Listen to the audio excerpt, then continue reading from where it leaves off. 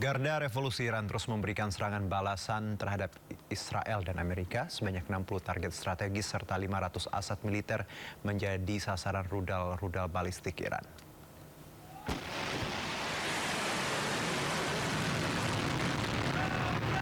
Garda Revolusi Iran merilis rekaman peluncuran rudal hypersonic generasi terbaru Fatah 2 sebagai bagian dari operasi True Promise 4 yang merupakan operasi militer balasan terhadap serangan AS dan Israel.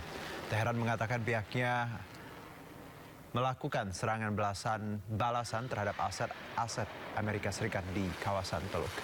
Setidaknya sebanyak 60 target strategis serta 500 aset militer menjadi sasaran rudal balistik Iran. Selain menggunakan rudal hypersonic generasi terbaru, Korps Garda Revolusi Islam Iran juga meluncurkan rudal-rudal balistik jarak menengah Emad dan Qadar dengan target aset-aset militer Amerika, Israel di Uni Emirat Arab, Bahrain, Qatar, Irak, dan Kuwait.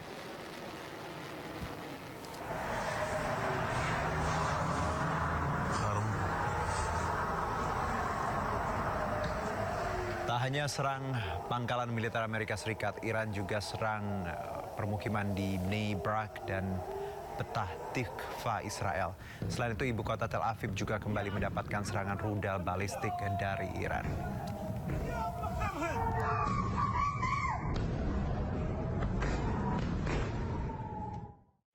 Ya, ketegangan di kawasan Teluk meningkat setelah Iran meluncurkan rudal sebagai serangan balasan.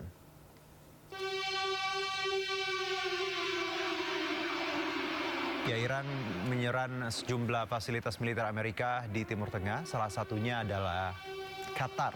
Kementerian Pertahanan Qatar menegaskan rudal Iran yang menargetkan wilayahnya dicegat oleh sistem pertahanan udara Patriot. Ledakan terdengar di ibu kota Qatar, Doha. Tak lama pernyataan tersebut disampaikan, asap hitam pun membumbung tinggi di atas langit Qatar.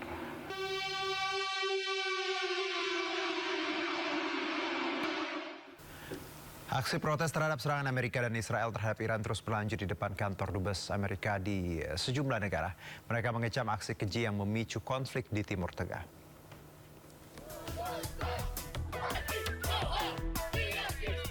Rentetan aksi unjuk rasa terus berlanjut di tengah konflik antara Amerika Serikat, Israel, dan Iran. Sejumlah aksi di beberapa negara digelar di depan kantor dubes Amerika Serikat. Di Brazil, puluhan massa aksi membakar bendera Amerika dan Israel di depan Konsulat Jenderal Amerika Serikat. Tidak hanya membakar bendera, massa juga menyerukan slogan anti-imperialis. Massa menilai serangan yang dilakukan Amerika dan Israel terhadap Iran merupakan langkah untuk menjarah dan menguasai Timur Tengah. Acreditamos que nós estamos num momento histórico onde a República Islâmica do Irã pode dar grande golpe no imperialismo estadunidense, que é destruir o Estado terrorista e sionista de Israel.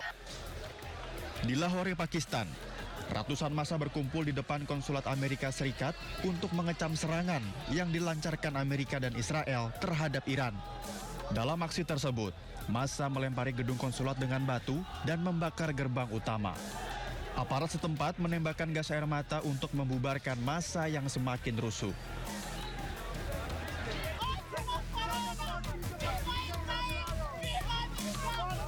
Sementara di Milan, Italia, ketegangan terjadi setelah sejumlah massa yang mendukung Iran disambut oleh anggota diaspora Iran yang mendukung Amerika dan Israel di depan konsulat Amerika Serikat.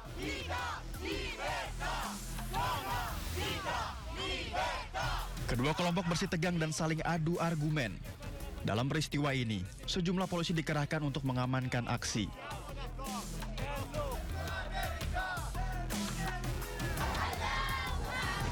Aksi unjuk rasa juga terjadi di negara bagian Nigeria. Massa aksi melakukan long march dengan menggunakan spanduk dan meneriakan dukungan untuk Iran. We are out to show our disapproval on the attack carried out by the American and Israeli forces on the Islamic Republic of Iran, thereby killing our supreme leader, Imam Khalid Khamenei. May Allah grant him peace. And also some of our notable ulamas and our scholars, including our scientists, This is including school children, innocent school children were murdered. About 160-something children were murdered innocently. Presiden Prabowo Subianto mengundang mantan presiden dan wakil presiden ke istana, namun Presiden kelima Megawati Soekarno Putri tidak terlihat dalam pertemuan tersebut.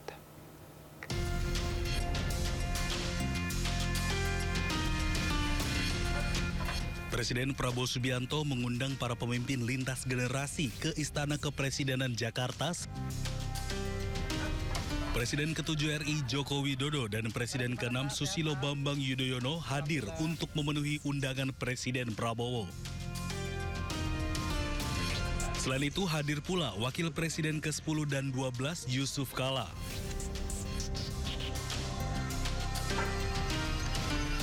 Namun Presiden kelima Megawati Soekarno Putri tidak terlihat di istana. Menurut Sekretaris Kabinet Teddy Indrawijaya, pertemuan ini membahas sejumlah isu termasuk geopolitik. Selain mengundang Presiden dan Wakil Presiden terdahulu, hadir pula sejumlah Menteri Kabinet Merah Putih serta sejumlah ketua partai politik, termasuk anggota Kabinet Merah Putih. Menteri Luar Negeri Sugiono menyatakan pertemuan Presiden Prabowo bersama sejumlah ketua partai politik, mantan presiden serta mantan wakil presiden fokus pada mitigasi dampak ekonomi akibat konflik Timur Tengah. Selain itu pemerintah juga telah memerintahkan Dubes di Teheran untuk segera melakukan evakuasi bagi WNI yang membutuhkan. Tadi seperti yang sudah juga disampaikan, Bapak Presiden menyampaikan beberapa hal terkait perkembangan situasi baik global maupun domestik selama beberapa waktu belakangan ini, termasuk juga situasi terakhir yang kita ketahui bersama sedang berkembang di Timur Tengah.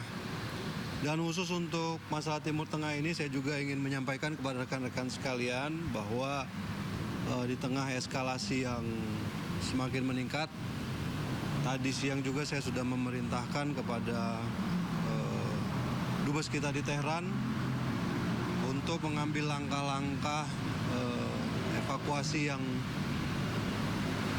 segera jika memang ada masyarakat Indonesia yang menginginkan untuk dievakuasi. Karena perlu diketahui dari semua WNI yang ada di wilayah-wilayah terdampak tidak semuanya kemudian menyampaikan keinginan untuk dievakuasi.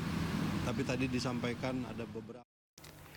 Sementara itu, sebuah video menunjukkan asap hitam mengepul di dekat konsulat Amerika di Dubai. Kebakaran dipicu oleh serangan drone yang berasal dari Iran.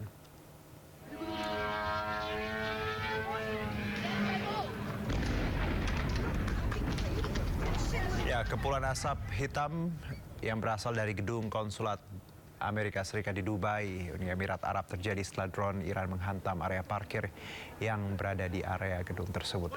Dalam serangan drone tersebut dilaporkan tidak ada korban jiwa dan api berhasil dipadamkan oleh pihak berwenang. Sedangkan media pemerintah Iran melaporkan bahwa drone mereka berhasil menghantam kantor konsulat Amerika tersebut.